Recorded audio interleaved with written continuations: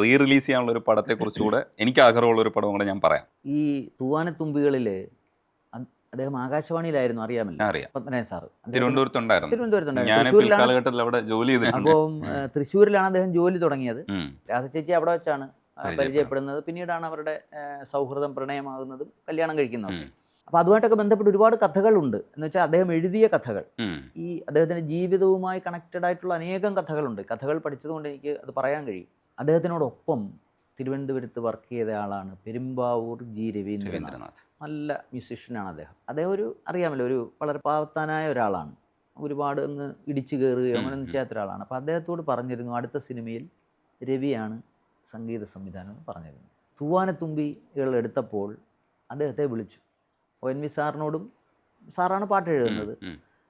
അങ്ങനെ അപ്പോൾ പാട്ട് എഴുതിയപ്പോൾ ആരാണ് സംഗീത സംവിധാനം അദ്ദേഹം ചോദിച്ചു. അപ്പോൾ ഇങ്ങനെ പെരുമ്പാവൂർ ജി രവീന്ദ്രനാഥ് ആയപ്പോൾ എപ്പോഴും ഈ വലിയ എഴുത്തുകാർക്കും വലിയ സംഗീത സംവിധായകർക്കും ഒക്കെ ഒരു വലിയ ഒരു പേഴ്സണാലിറ്റി ചെയ്യണം എന്നായിരിക്കും അവരുടെ ആഗ്രഹം. കാരണം അവരുടെ എഴുതുന്നത് മോശമായി പോകരുത് എന്ന് വെച്ചാൽ അത് ശ്രദ്ധിക്കപ്പെടണം. അവരുടെ കുറ്റമല്ല, ആരുടെയും കുറ്റമല്ല. അത് നമ്മളാരും ആഗ്രഹിക്കുന്ന അങ്ങനെ നമ്മുടെ ഒരു വർക്ക് നല്ലൊരു, ഇപ്പം നമ്മളൊരു വർക്ക് ചെയ്യുമ്പോൾ നമ്മളെ നല്ലൊരു മീഡിയത്തിൽ വരണം എന്നാണ് നമ്മുടെ ഒരു ആഗ്രഹം. അതിൻ്റെ ഭാഗമായിട്ട് അദ്ദേഹം അന്ന് പഞ്ചാഗ്നി നക്ഷതങ്ങൾ പോലെയൊക്കെയുള്ള പടങ്ങൾ വന്നങ്ങനെ ബോംബെ രവി ബോംബെ ONV ടീം അങ്ങനെ കത്തി നിൽക്കുന്ന കാലമാണ്. അപ്പോൾ അദ്ദേഹത്തിന് അങ്ങനെ ഒരു താല്പര്യം ചെയ്താൽ കൊള്ളാം, അപ്പോൾ പാട്ടുകൾ അങ്ങനെ ഹിറ്റായി നിൽക്കുന്ന കാലമാണ്. അപ്പോൾ ഇദ്ദേഹമാണെന്ന് പറഞ്ഞു. സാറ് എതിർപ്പൊന്നും പറഞ്ഞില്ല, അങ്ങനെ ചെയ്തു.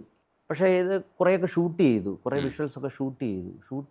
ഷൂട്ടിങ് ഒക്കെ കഴിഞ്ഞപ്പോഴാണ് ഈ വരികളും ഈ ഷൂട്ട് ചെയ്ത പിക്ചറുകളും സീനുകളും ഒക്കെ ആയിട്ട് അങ്ങോട്ട് വേണ്ടത്ര ബ്ലെൻഡ് ആകുന്നില്ല എന്ന് സംവിധായകന് തോന്നി, പത്മരാജന് തോന്നി.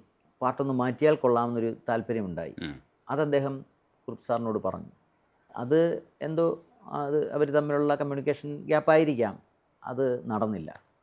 അങ്ങനെ നടക്കാതെ വന്നപ്പോൾ അദ്ദേഹം പുതിയൊരു രചയിതാവിനെ അന്വേഷിക്കാൻ തുടങ്ങി. അപ്പോൾ കൈതപ്രം ദാമോദരൻ നമ്പൂതിരി, അദ്ദേഹത്തെയാണ് ആദ്യം പത്മനാഭൻ സാർ മനസ്സിൽ കണ്ടത്. പക്ഷെ അദ്ദേഹം അന്ന് വന്ന ആ ടൈമാണ്.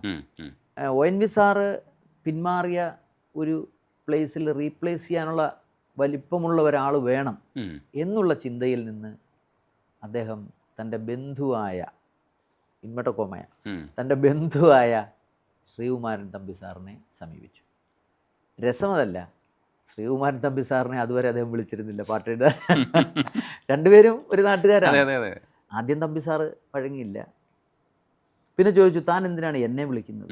അപ്പോൾ പറഞ്ഞു, താങ്കളൊരു സംവിധായകനാണ്, തമ്പി ഒരു സംവിധായകനാണ്.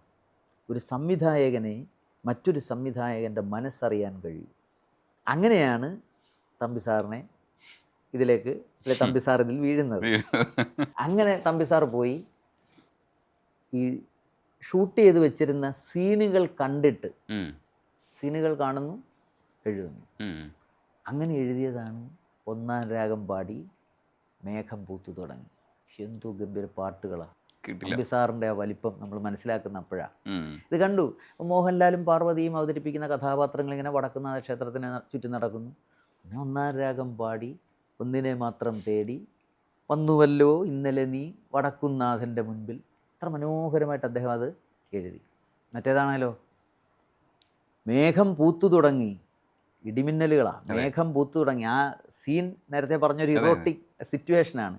അപ്പം മേഘം പൂത്തു തുടങ്ങി, മോഹം പെയ്തു തുടങ്ങിയിരിക്കുന്നു. മേദിനി ഭൂമി കേട്ടു നെഞ്ചിൽ പുതിയൊരു താളം. കാരണം പുതിയത് സൃഷ്ടിക്കാനുള്ള താളമാണ് ഇപ്പോൾ കേൾക്കുന്നത്. ഈ മേഘം പൂത്തു തുടങ്ങുകയും മോഹം പെയ്തു തുടങ്ങിയ മഴ, ഇടിമിന്നൽ, ഇത്തരമൊരു അന്തരീക്ഷത്തിൽ രാത്രിയിൽ എന്തായിരിക്കും ഇങ്ങനെയൊരു കവിതാക്കളുടെ ഇടയിൽ സംഭവിക്കുക? നോക്കൂ, എത്ര ഗംഭീരമായിട്ടാണ് അത് അവതരിപ്പിക്കുന്നത്. നോക്കൂ, മേദിനി കേട്ടു നെഞ്ച്, ആരാരെ ആദ്യം ഉണർത്തി, ആരാരുടെ നോവ് പകർത്തി. ഇതൊന്നും ഞാൻ വിശദീകരിക്കേണ്ട കാര്യമില്ല. ആരാരുടെ ചിറകിൽ ഒതുങ്ങി അറിയില്ലല്ലോ. അതറിയില്ല, പക്ഷേ അല്ല, പക്ഷെ അതാണ് ഞാൻ പറഞ്ഞത്, എത്ര സഭ്യമായി പ്രയോഗിച്ചിരിക്കുന്നു. നമ്മുടെ എഴുത്തുകാരുടെ പലരും ഈ സിനിമാ പാട്ടുകൾ വേവാത്ത ചേനക്കഷണമാണ് എന്നൊക്കെ പറഞ്ഞിട്ട് തള്ളുന്നവരുണ്ട്. ഞാൻ അവരെ കുറ്റം പറയുന്നില്ല, അങ്ങനെ വിമർശിക്കുന്നവരുണ്ട്. ഇത് സിനിമയിലെ വേവാത്ത ചേനക്കഷണമാണ് പാട്ട് എന്ന് പറഞ്ഞിട്ടുള്ളവരുണ്ട്. ഒരുപക്ഷെ നമ്മൾ ചിലപ്പോൾ സിനിമ ഓർക്കില്ല. ഒരു പാട്ട് കേട്ടാൽ നമ്മളുടെ ഇന്നലകളിലേക്ക് നമ്മളുടെ ഓർമ്മകളിലേക്ക് മടക്കി കൊണ്ടുപോകുന്നത് പാട്ടുകളാണ്. ഉം. ഇതേത് സിനിമയിലാണെന്ന് പോലും നമ്മൾ ചിലപ്പോൾ ഓർക്കുകയില്ല. അതാണ് പാട്ടിൻ്റെ ശക്തി. ഉം. അപ്പോൾ അങ്ങനെ രണ്ട് ഗംഭീരം പാട്ടുകൾ. പക്ഷെ ആരാരുടെ നോവ് പകർത്തി എന്ന് പറയുന്നത് ഉം. ഗംഭീര പ്രയോഗമാണ്. ആണ്. അതുകൊണ്ടല്ലേ ഞാനത് വിശദീകരിക്കാൻ. അതെ. Thampi sir great. അതാണ് ഞാൻ പറഞ്ഞത്. തമ്പി സാറിൻ്റെ വലിപ്പം നമ്മൾ മനസ്സിലാക്കുന്നത് സിറ്റുവേഷൻ പറഞ്ഞു കൊടുത്തിട്ടല്ല എഴുതിയെന്ന് മനസ്സിലാക്കണം. സീനുകൾ കണ്ടിട്ടാണ്. പത്മരാജൻ സാർ അതുപോലെ തന്നെ സീനുകൾ മനോഹരമായിട്ട് എടുത്ത് വെച്ചിരുന്നു. അതും നമ്മൾ കാണണം. പിന്നെ മൂന്നാം പക്കത്തിലെ ഉണരുമീ ഗാനം ഉരുകുമെൻ ഉള്ളം, പിന്നെ താമരക്കിളി പാടുന്നു തെയ്തകതോ, താളിയോലകളാടുന്നു തെയ്തകതോ, ചങ്ങാതി ഉണരൂ വസന്തഹൃദയം നുകരൂ, സംഗീതം കേൾക്കൂ സുഗന്ധഗംഗയിലൊഴുകൂ, നീരാടും കാറ്റുമാമ്പൽ കുളത്തിലെ കുളിരലകളും ഒരു കളിതാ മരക്കിളി പാടും.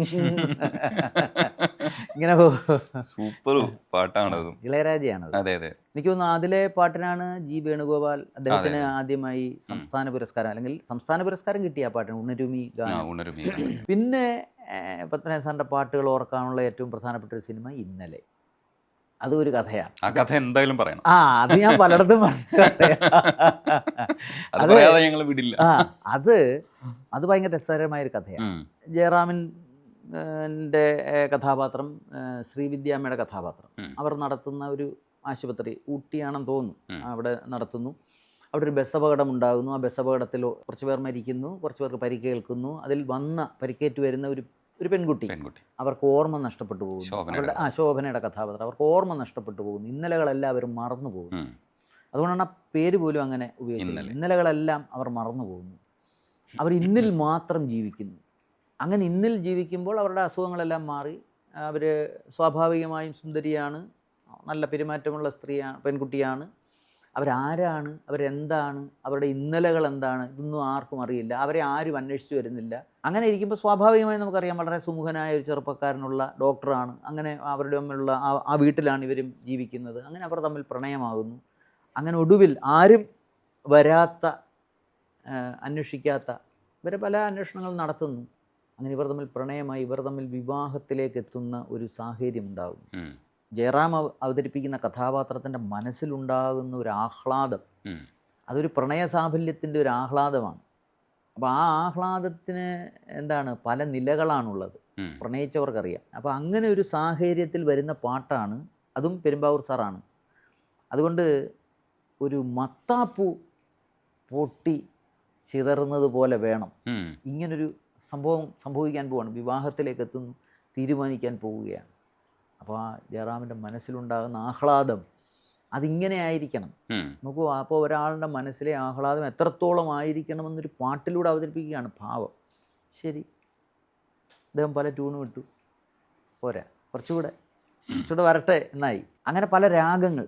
ഒടുവിൽ അഠാണ എന്ന് പറയുന്ന രാഗം ഉപയോഗിക്കുന്നു. അത് കഥകളിയിൽ വീരരസം കഥാപാത്രങ്ങൾ അവതരിപ്പിക്കുമ്പോൾ ഉപയോഗിക്കുന്ന രാഗമാണ് ഈ അഠാണ. ഈ ട്യൂൺ കേൾപ്പിക്കുന്നു. സാർ ഓക്കെ പറയുന്നു. വരികൾ കൈതപ്പുറം സാറാണ്. നീ വിൺ പൂ പോൽ ഇതളായി തെളിയും വരമായി നിറമായി, നോക്കിയേ, അതെ, ഞാൻ നിൻ തൂവൽ തനന തനന തനന തനന, ആലിൻ കൊമ്പിൽ കിളിയുണരുമ്പോൾ ആകാശത്തമ്പിളിയുരുകുമ്പോൾ ഇരുളല ചിതറിയ പുലരിയുണർന്നതിൽ ഇന്നലെ മൂടിയ മഞ്ഞുരുകി ഹിമജലമൊഴുകിയ പുഴയിലഴകിൽ നാം ഇരുമി പുണരും ചലനം ചലനം ലലല ലലല ലലല. വേറൊരു ലെവലാണ്. അപ്പം അങ്ങനെ എത്ര പാട്ടുകൾ. പിന്നെ അവസാനത്തെ സിനിമയിലെ പാട്ടുകൾ ഞാൻ പറയണോ? അല്ല, ദേശാടനക്കിളി പറഞ്ഞിട്ട്. ദേശാടനക്കിളിയിലെ പൂവേണോ പൂവേണോ പൂവേണോ താനാനാ താനന്ന കാതോർത്തു ഞാൻ കൈനീട്ടി ഞാൻ താന താന താന. വളരെ മനോഹരമായ പാട്ടുകൾ അതിൽ ആവർത്തിച്ച് ഞാൻ കേൾക്കുന്ന പാട്ടാണ്. ആണല്ലേ? അത് രണ്ടും